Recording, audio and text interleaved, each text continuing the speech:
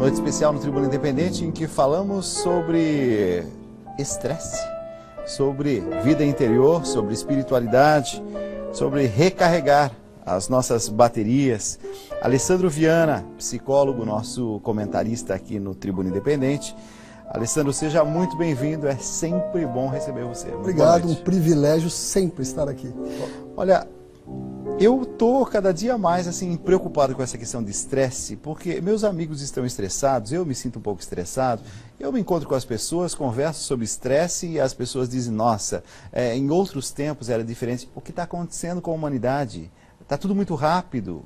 Qual é o nosso problema como ser humano? O que está acontecendo? Então, eu costumo dizer para os meus pacientes que existem duas palavrinhas muito simples que são mágicas nessa transformação. Se perceber e respeitar. Vamos começar pelo respeitar. Na verdade, você tem a sua essência, a sua filosofia de vida, os seus valores, o seu físico e o seu psiquismo têm os seus limites, mas quantas vezes nós carregamos alguns fardos que a gente não aguenta? Então, o nosso organismo ele grita, né? Grita pedindo socorro. E aí vem os sintomas, né?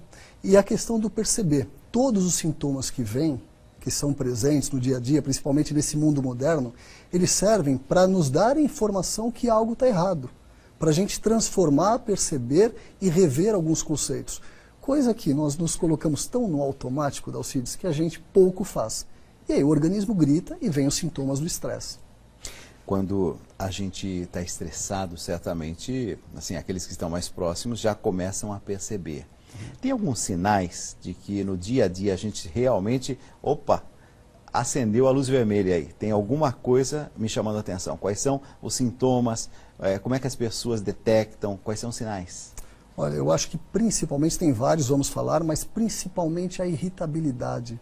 Né? As pessoas, tem muitas pessoas doces, né, que têm um trato fino, que na situação de estresse ela acaba sendo mais hostil. E o pior, Dalcides, ela acaba se culpando por isso. Então nós podemos falar da falta de sono, que também promove essa irritabilidade, a falta de apetite, né, a baixa tolerância, perda do foco. Porque tem pessoas que falam, olha, eu estou lendo um livro e já entro em devaneio, estou assistindo uma TV e não consigo focar. Tudo isso são sintomas clássicos do estresse. Não consegue estar inteiro naquilo que está fazendo. Exatamente. É como se a que cabeça não consegue focar. Exatamente. A cabeça não para. Né? Tá. Falando de uma forma bem simplista. Você está olhando, você está ouvindo alguém, mas está tão angustiado, tem tantas informações ao mesmo tempo. É como se sua alma não estivesse em paz. E aí você não consegue ter tranquilidade para corresponder à expectativa alheia.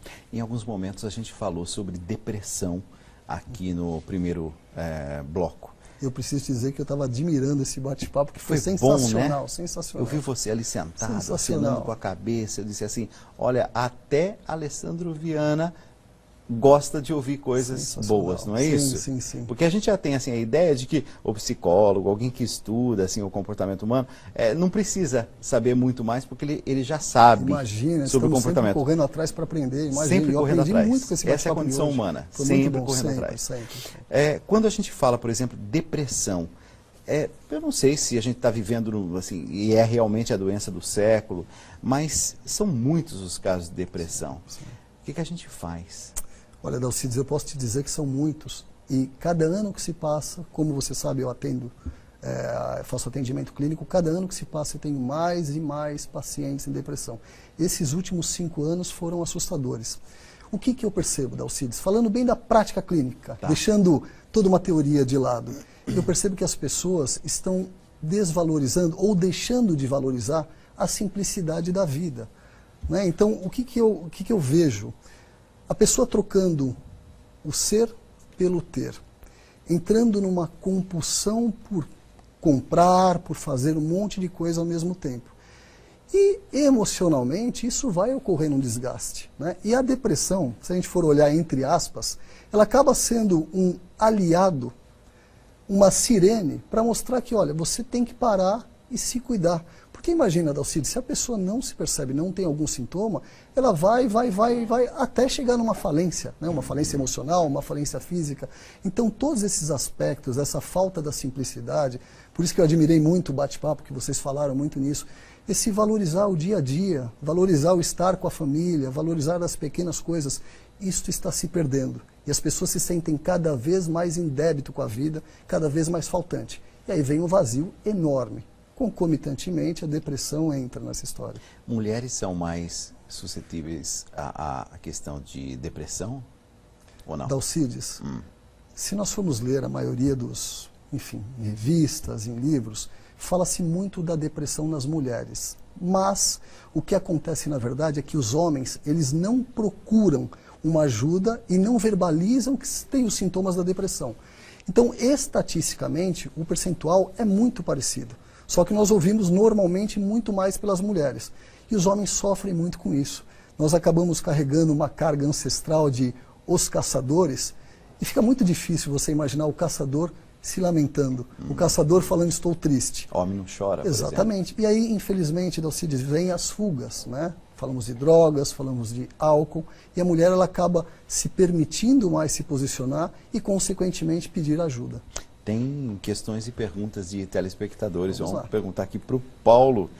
Vamos lá, Paulo. É isso mesmo. Boa noite, Alessandro. Boa noite. Quem mandou uma pergunta para a gente interessante é o Bruno. Ele mora em Palmas, Tocantins. E ele pergunta se existem crianças que podem ter estresse ou depressão. E ainda se você já acompanhou algum caso desses. Sem dúvida nenhuma, e eu vou te falar que nos últimos anos você tem um aumento constante dos sinais e sintomas de depressão nas crianças. Uma coisa que eu percebo, Paulo, Dalcides, as crianças hoje estão se desenvolvendo muito solitárias. Você vê as crianças cada vez mais nos seus jogos, nos seus videogames, e você não tem a família próxima. Isso faz muita falta, e a criança sente isso. É importante você ter aquele equilíbrio dentro de casa, aquela troca da família, aquela harmonia, para a criança crescer, amadurecer emocionalmente. E isso está faltando. Não é à toa que cada vez mais nós percebemos os adolescentes mais rebeldes, enfrentando professores, tendo muito mais problemas que nas gerações anteriores não tinham. Não é só então questão de falta de educação. Pode ter aí um componente psicológico, um estresse exagerado, sim, essa agressividade, muitas vezes até gratuita, que a gente vê entre crianças, entre adolescentes. Sim.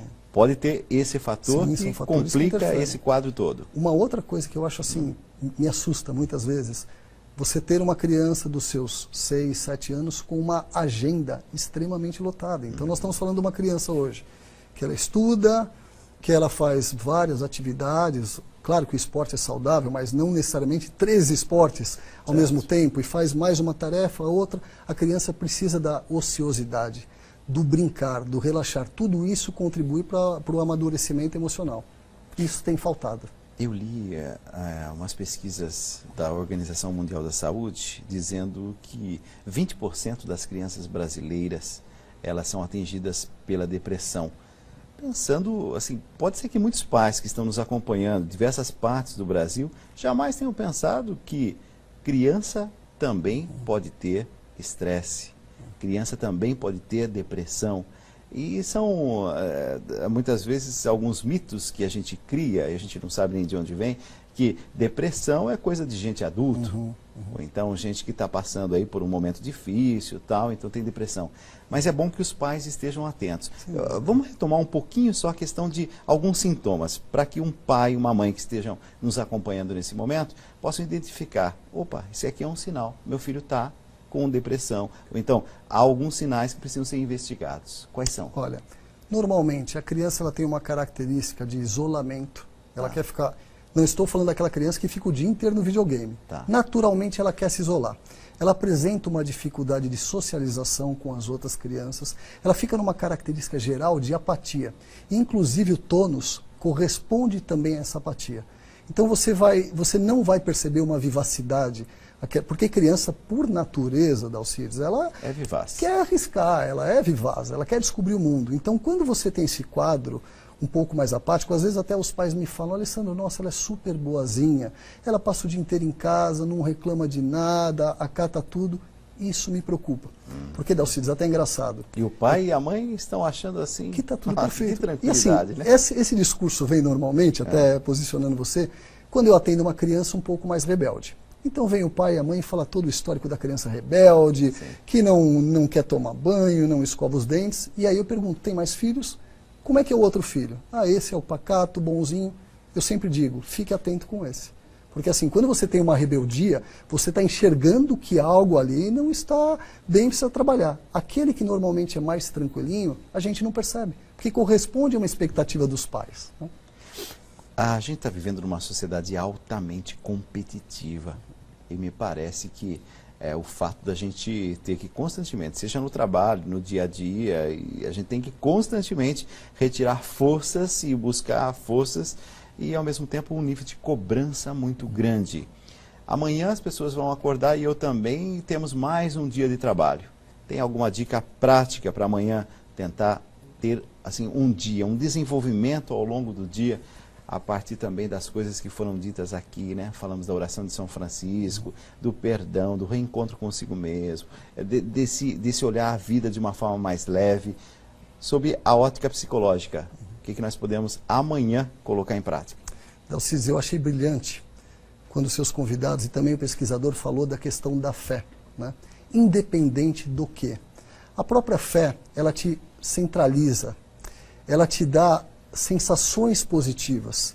E se você mentalizar, se você se preparar para um dia, o seu organismo ele corresponde. Vou dar um exemplo. Nós estamos aqui sentados confortavelmente e de repente nós ouvimos algum grito. A informação vem aqui, é processada e nós temos várias reações químicas. A fé, ela provém de um pensamento, uma crença. Esta crença também promove reações químicas e isso pode equilibrar o nosso organismo. A gente não para se perceber, né? A gente não para desenvolver a nossa fé. Eu quero te agradecer muito e já dizer para todo mundo que está em casa que a gente vai se encontrar muitas vezes e com frequência no novo programa a partir de segunda-feira, dia 3 de fevereiro. O nosso Tribuna Independente vai começar às 8h30 da noite. Então, quero contar com você. Maravilha, o convite que eu já fiz pessoalmente, renovo aqui agora estarei em público, de você estar bem próximo a nós. Chamou, estou aqui, presente. Obrigado mais uma vez. Obrigado.